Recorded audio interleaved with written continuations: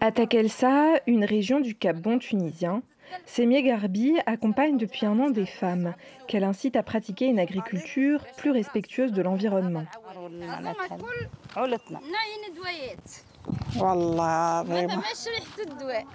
Récompensée par le prix Goldman pour son engagement écologique contre la pollution plastique, cette enseignante en sciences de l'environnement passe son temps libre à former aux techniques d'une agriculture sans pesticides, sa spécialité de formation. Elles ont réalisé réellement qu'il y avait beaucoup d'atteintes au sol avec les pratiques de l'agriculture conventionnelle, ce qui fait qu'aujourd'hui, elles s'engagent, elles résistent réellement et elles sont en train de créer le changement même au sein de leur communauté. Après seulement une année, près de 25 agriculteurs de la région ont souhaité imiter ce modèle d'un labour avec une traction animale, une irrigation au goutte à goutte et zéro pesticide. Je me suis rendu compte que la plupart des cancers proviennent de ce que nous mangeons.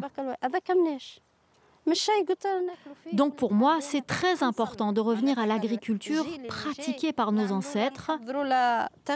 Ça marche, on le voit de nos propres yeux.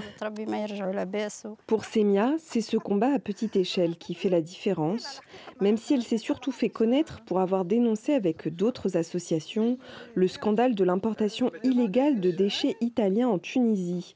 Une affaire de corruption qui s'était soldée 3 ans plus tard par le rapatriement de ces déchets en Italie, grâce à la pression de la société civile. Aujourd'hui, Semia ne veut pas s'arrêter à cette victoire qui lui a valu le Goldman Prize. Donc quand on voit des indicateurs négatifs, c'est que vraiment il y a encore du travail à faire.